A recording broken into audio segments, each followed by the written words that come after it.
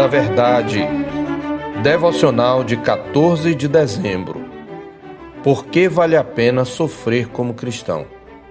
Ora, tendo Cristo sofrido na carne, armai-vos também vós do mesmo pensamento, pois aquele que sofreu na carne deixou o pecado, para que no tempo que vos resta na carne, já não vivais de acordo com as paixões dos homens, mas segundo a vontade de Deus.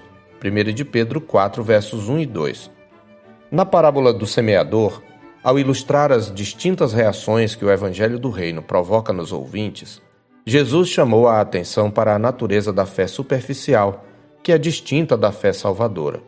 Em Mateus 13, versos 5 e 6, ele menciona uma parte das sementes que caiu em solo rochoso, onde a terra era pouca, e logo nasceu, visto não ser profunda a terra. Saindo, porém, o sol a queimou, e porque não tinha raiz, secou-se, ensina nosso Senhor.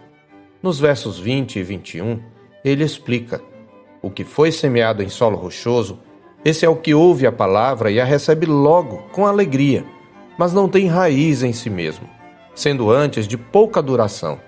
Em lhe chegando a angústia ou a perseguição por causa da palavra, logo se escandaliza.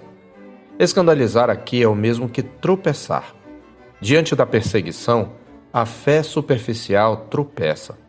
Aqueles que seguem a Jesus devem saber que, ainda que a salvação seja pela graça, e eles tenham a garantia de que aquele que começou boa obra neles há de completá-la até ao dia de Cristo Jesus, o discipulado não é uma caminhada tranquila numa vereda de flores, é uma corrida com obstáculos. Por isso é preciso considerar o custo dessa empreitada.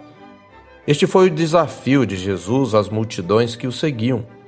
Ele diz em Lucas 14, 27, "E qualquer que não tomar a sua cruz e vier após mim, não pode ser meu discípulo." Um dos desafios à fé cristã é a oposição de Satanás e do mundo. Como Paulo advertiu a Timóteo, todos quantos querem viver piedosamente em Cristo Jesus serão perseguidos, em 2 Timóteo 3,12. Por esta causa, não é incomum ao longo da caminhada nos perguntarmos: vale a pena pagar este preço? Vale a pena viver tão desconfortavelmente neste mundo por causa da minha opção religiosa? No texto da nossa meditação, Pedro nos diz que sim. Ele vinha falando sobre como o cristão deve enfrentar as injustiças que sofre por causa de sua fé.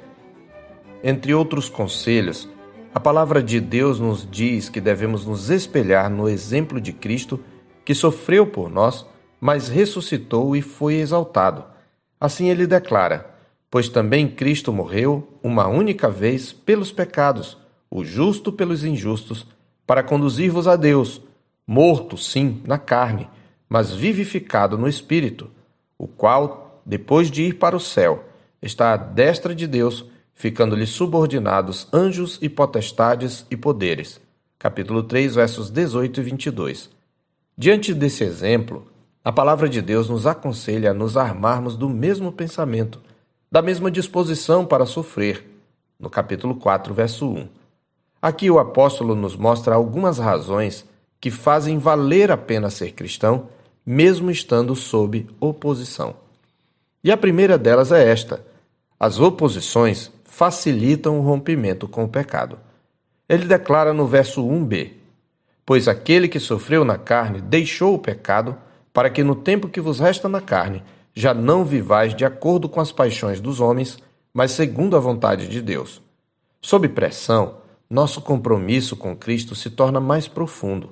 Como declarou o Dr. Russell Shedd, perseguição provoca a crise necessária na qual a Igreja escolhe entre Cristo e o mundo. Ele conclui que isto outorga forte impulso para a santificação. A perseguição, portanto, é um poderoso instrumento de purificação da Igreja. Ela expurga de nós o pecado pela disciplina. É uma espécie de juízo temporal. É o que Pedro fala também no verso 17, parte A, porque a ocasião de começar o juízo pela casa de Deus é chegada. Em segundo lugar, vale a pena sofrer como cristão porque a perseguição prova a profundidade e a genuinidade da nossa fé, de modo que não devemos nos espantar com a oposição, como Pedro ressalta no verso 12. "Amados, não estranheis o fogo ardente que surge no meio de vós, destinado a provar-vos, como se alguma coisa extraordinária vos estivesse acontecendo. Além disso, o próprio fato de ser perseguido mostra que você rompeu com a sua antiga vida. Por isso, os seus perseguidores o criticam e, ao mesmo tempo, o estranham, como Pedro observa no verso 4. Por isso, difamando-vos, estranham que não concorrais com eles ao mesmo excesso de devassidão. O termo estranhar envolve a ideia de surpreender-se com algo inteiramente novo e diferente, incluindo o pensamento de ofender-se. Os incrédulos se ressentem diante de uma conduta que não se encaixa no seu padrão de vida. Em terceiro lugar, vale a pena sofrer como cristão, porque um dia Deus fará sobressair a nossa justiça como a luz e o nosso direito como o sol ao meio-dia. Na vinda de Cristo, a fé salvadora será vindicada. Pedro adverte no verso 5 de que aqueles que hoje nos condenam por causa da nossa fé hão de prestar contas àquele que é competente para julgar vivos e mortos. É neste sentido que ele já havia falado no capítulo 1, verso 7, que as provações são necessárias para que, uma vez confirmado o valor da nossa fé, muito mais preciosa do que o ouro perecível, mesmo apurado por fogo, redunde em louvor, glória e honra na revelação de Jesus Cristo. Em quarto e último lugar, acima de todas as outras razões, está a de que as oposições nos identificam com Cristo Jesus, nosso Senhor. É por isso que no verso 1 somos encorajados a nos armarmos do mesmo pensamento daquele que sofreu na carne. Quando perseguidos, somos identificados com Cristo tanto em seus sofrimentos, como o seremos na sua glória. Por isso devemos nos alegrar, como ressalta o apóstolo no verso 13. Pelo contrário, alegrai-vos na medida em que sois coparticipantes dos sofrimentos de Cristo, para que também na revelação de sua glória vos alegreis exultando. Pedro reforça seu ponto lembrando a última bem-aventurança ensinada por Jesus em Mateus 5, versos 10 e 11.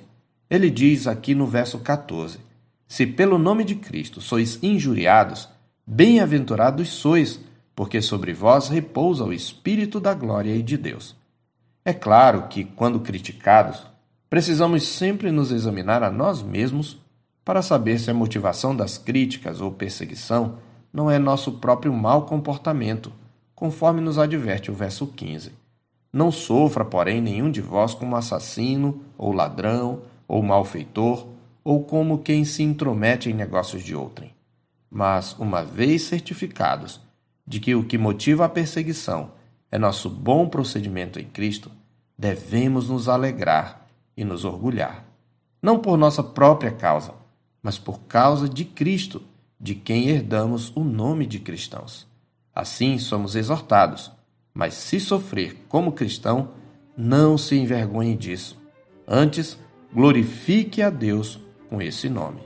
Eu sou o pastor Marcos Augusto, pastor da Terceira Igreja Presbiteriana de Boa Vista, em Roraima. Tenha um bom dia na paz do Senhor Jesus.